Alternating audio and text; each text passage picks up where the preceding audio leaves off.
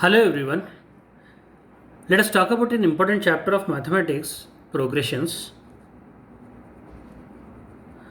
and also let us see what is it relevant in these times of corona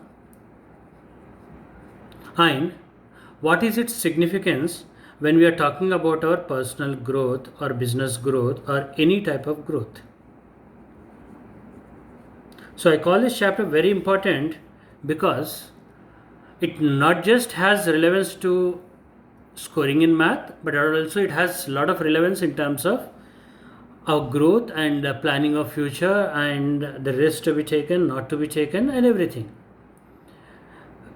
When we talk about this chapter, I recall an important story which is uh, probably known to all of you.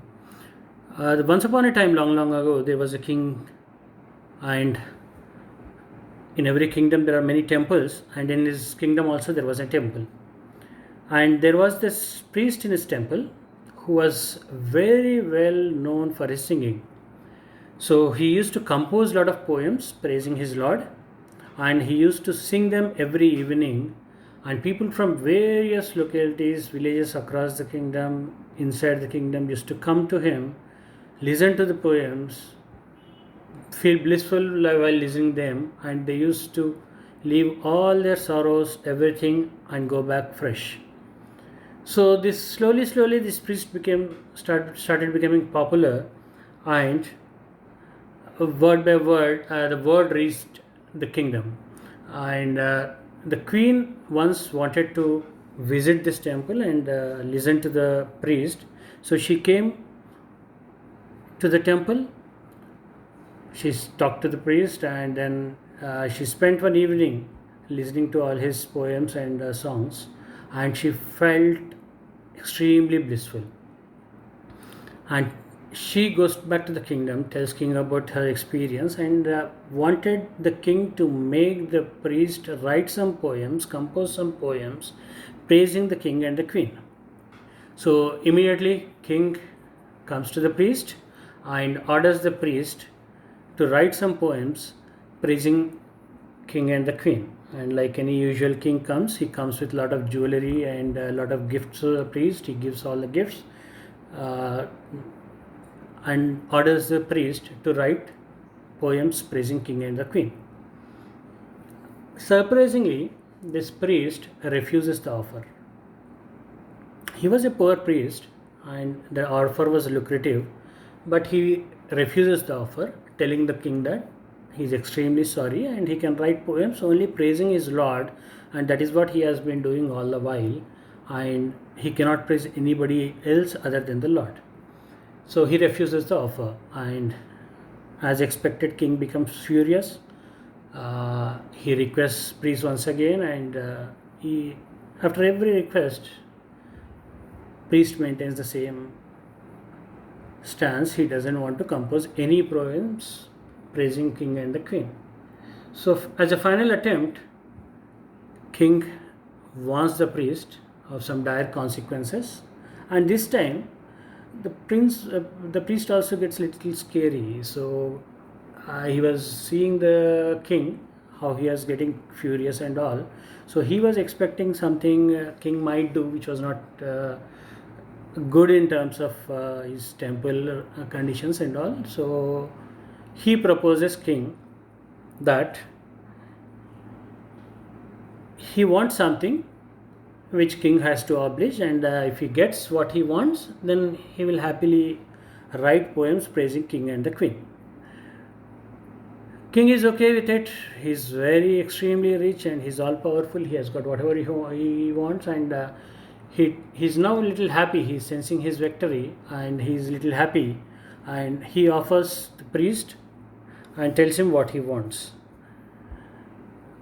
And while doing so, he was also a little suspicious as to what this priest may ask.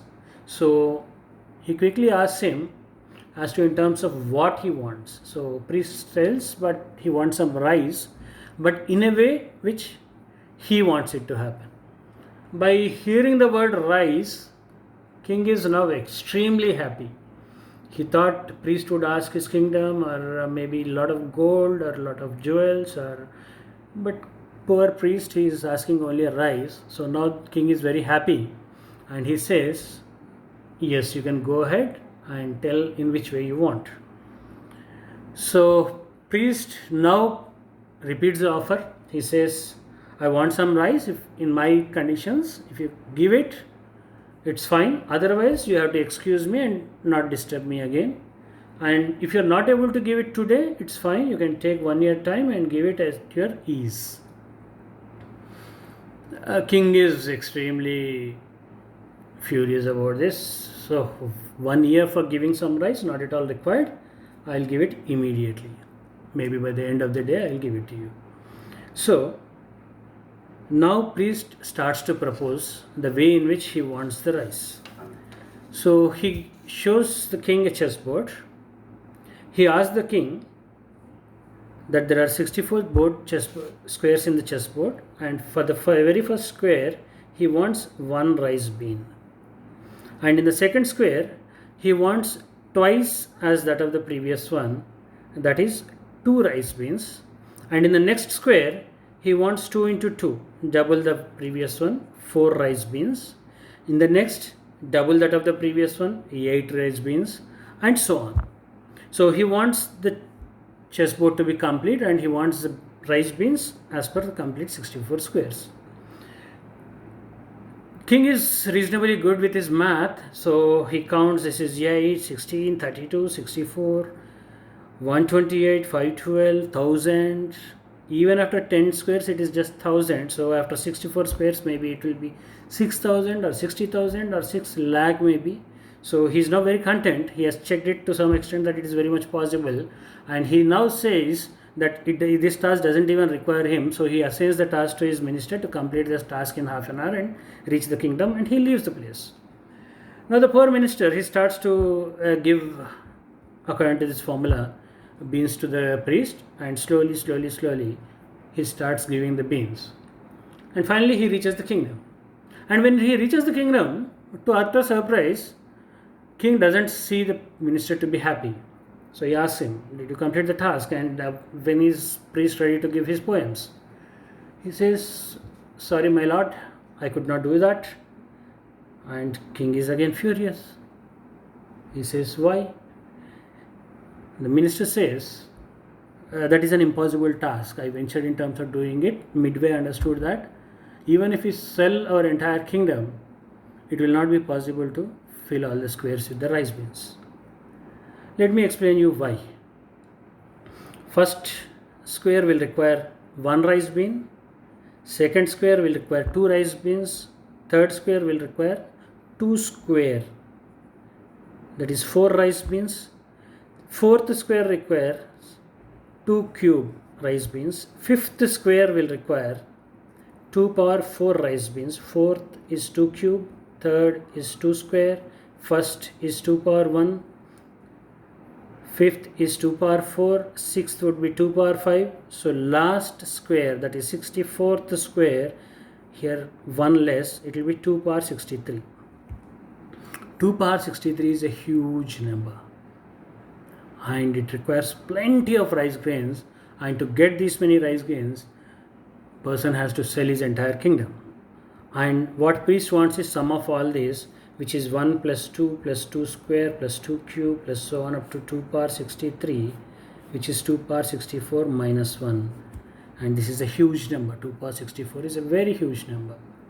So now the king cannot fulfill his promise.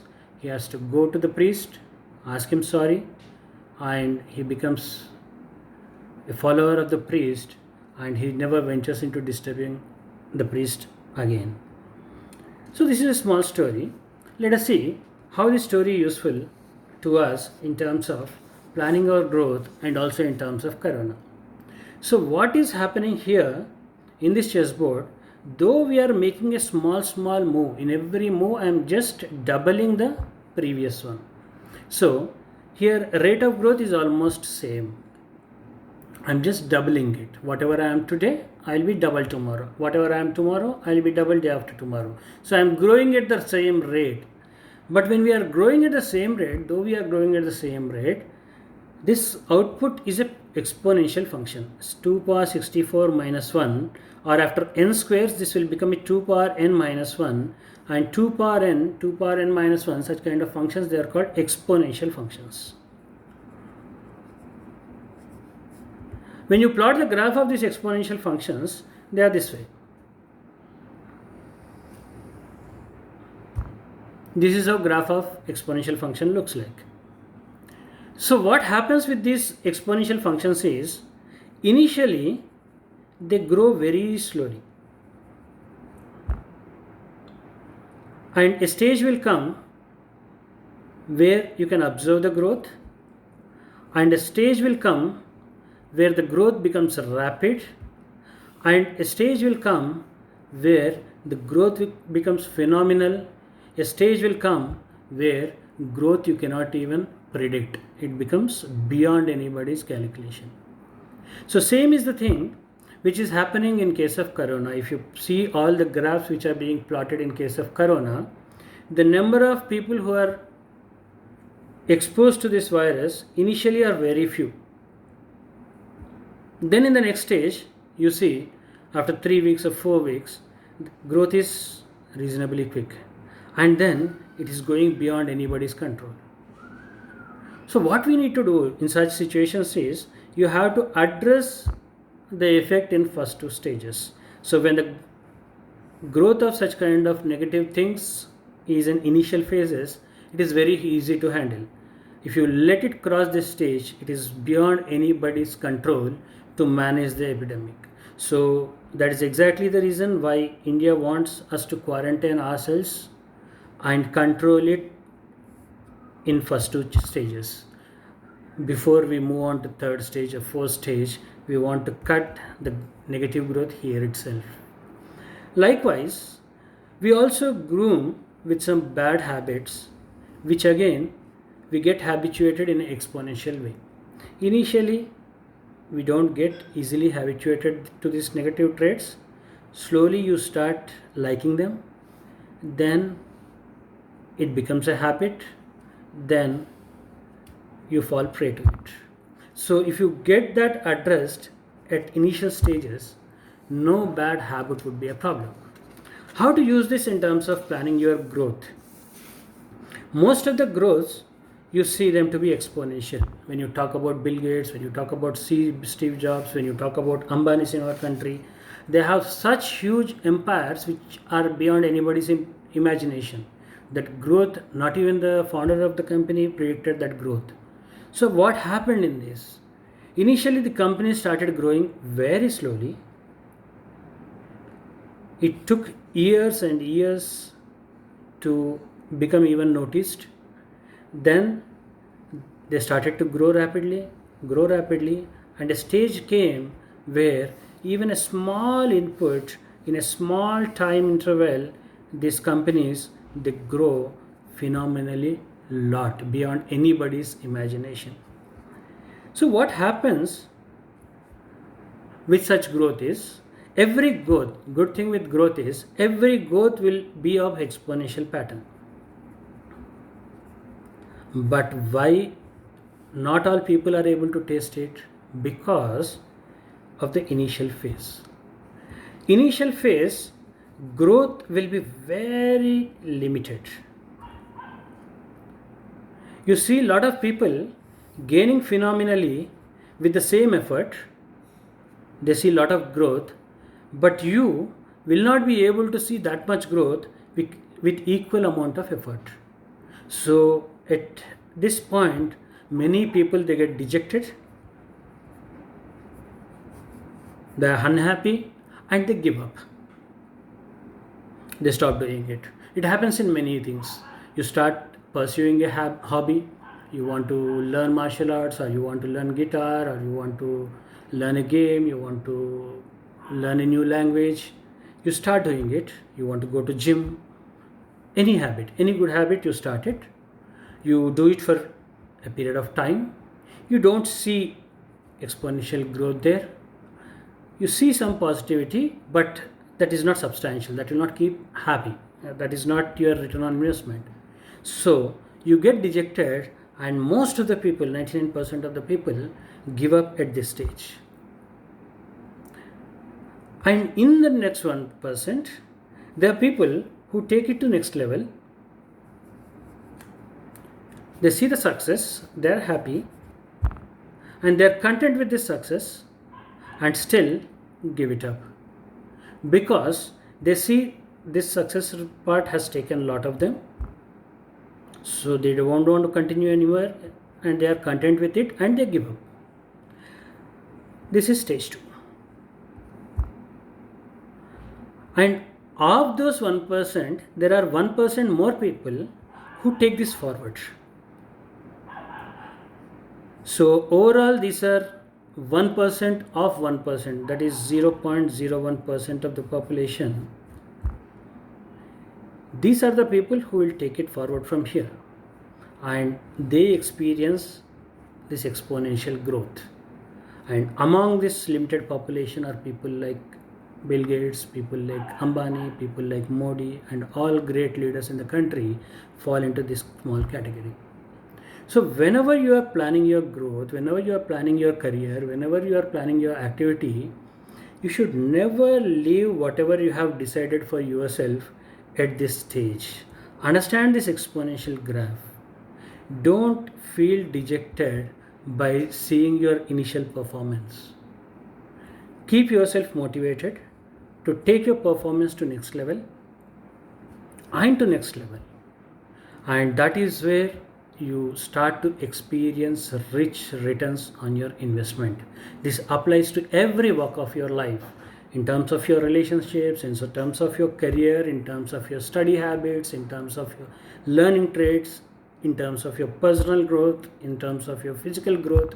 Everywhere, this is how your growth chart will be, and that curve, it is called an exponential curve. And that is exactly happened with those rice beans. Slowly they started to increase, square by square, square by square, square by square, and a stage came where they became out of imagination of the king. And one important thing what you have to keep in mind is, every normal behavior in the world, when you plot it on paper, it follows a normal distribution.